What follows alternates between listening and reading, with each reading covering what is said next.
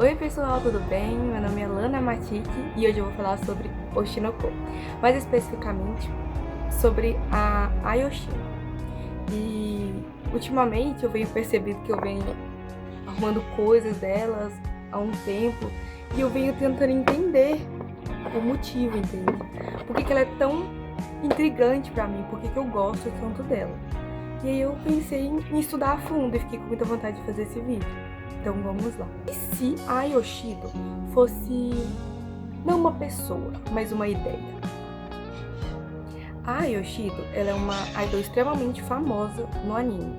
Ela é carismática, ela é brilhante, ela é esforçada. Ela tem um sorriso que encanta todo mundo. Ela sempre parece feliz, né? Mas ela não sabe o que é o amor de verdade. E pela história que ela vem contando pra gente em Oshinoko, é que a mãe dela deixou ela muito cedo, ela foi abandonada em um orfanato. Então, assim, ela nunca teve o exemplo do que é um amor mesmo. Então, a única coisa que ela pôde fazer foi, assim, fazer o que parece, demonstrar o que parece o amor, entende?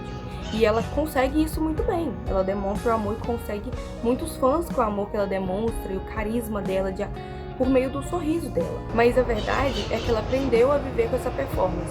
Ela nunca é real, nem fora das câmeras. Ela aprendeu a ser desse jeito, entende?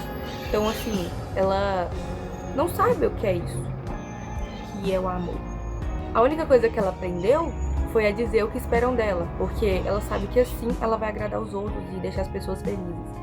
Mas isso é um pouco falso. Bom, mais pra frente no mangá, a gente tem o arco de 15 anos de mentira, onde os personagens organizam pra fazer um filme sobre a história da Ai. E os nossos personagens principais começam a encenar ela. E aí as pessoas começam a entrar em um conflito na hora de encenar ela sobre quem ela é realmente e a ideia que ela se tornou. E começa a entrar em contradição. Todo mundo tem uma visão de como ela seria, entende? Mas ninguém tem certeza do que ela seria, porque a Ai, ela é Ai, né? Ela é meio imprevisível, vamos dizer assim.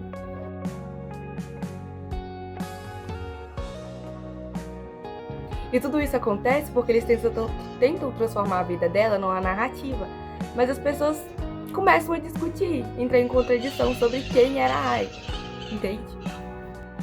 Uma parte que é muito em ênfase aqui, que eu quero dar, na parte sobre que o pessoal começou a comentar, os personagens a se contradizer sobre que se ela chorava, né?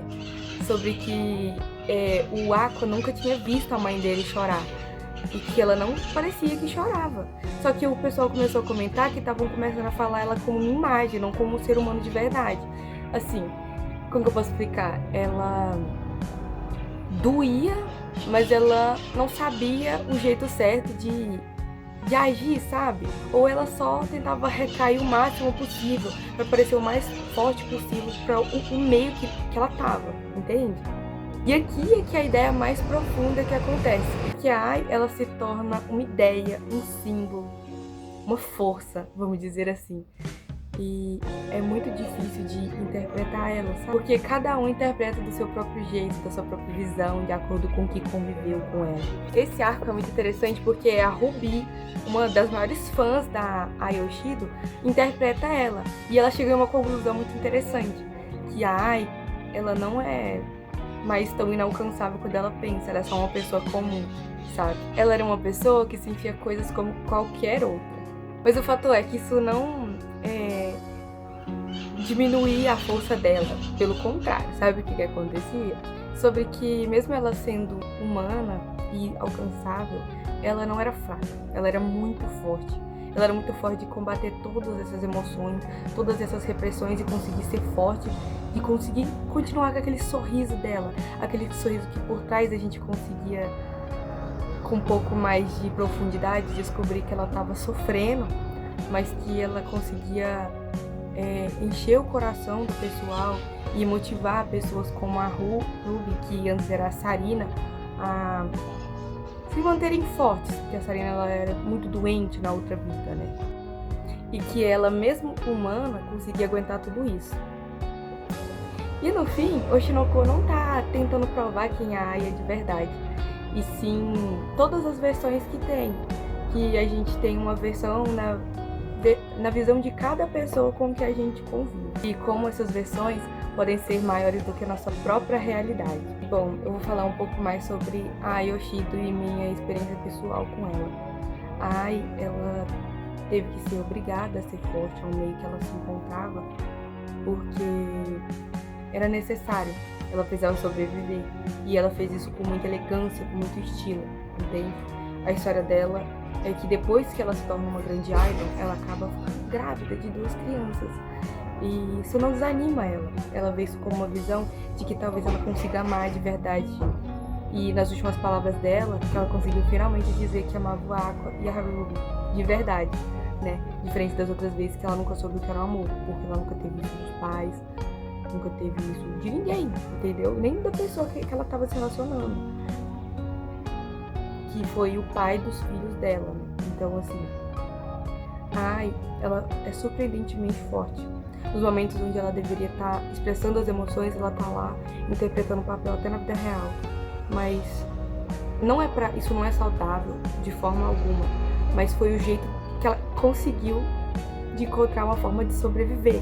E eu amo muito isso nela, sabe? Eu me vejo uma pessoa muito emocional. E eu vejo ela com uma força gigante.